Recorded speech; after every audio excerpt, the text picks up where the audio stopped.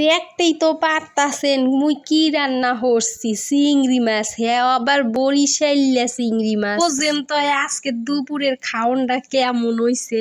হ্যাঁ যাই হোক, আইজ মুই চিংড়ি মাছের দো পেঁয়াজা করছি, হ্যাঁ আবার পিএস ছাড়া দো পেঁয়াজা। চলুন রেসিপিটা আম্মেগুলোকে শেয়ারই করি হেলাই। হায় হায় মনুরা, দিন দিন পেঁয়াজের দাম যে বৃদ্ধি পাইতেছে, পেঁয়াজ খামু কি, এই জন্য অল্টারনিং এই ব্যবহারটাই করলাম।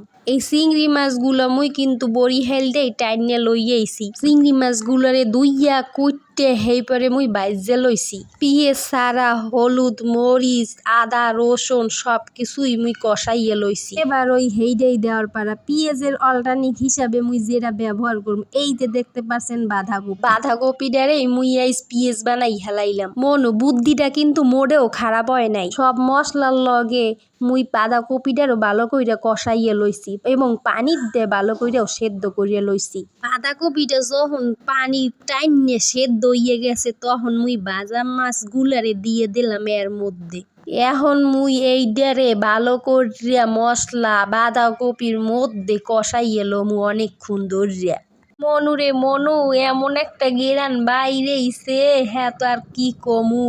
যাই হোক, অনেকক্ষণ কষাইনার পরে মনে হইলো এখন পানি দিয়ে হালাই। এবারে আমি পরিমাণ মতন পানি দিয়ে হালাইলাম। দেখেন দেখেন কত সুন্দর একখান কালার হইছে, মনে হয় যেন এক প্লেট ভাত মুই এখনই খাইয়ে হালাই।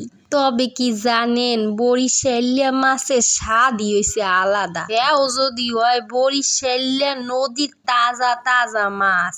আম্মে হকলের দাওয়াত রইলো মগো বরিশালে আইয়া তাজা তাজা মাছ খাওয়ার। আইজার কোনো কথা কইতাম না। সবাই ভালো থাকবেন আর মগো লাগিয়া একটু বেশি বেশি দোয়া করবেন।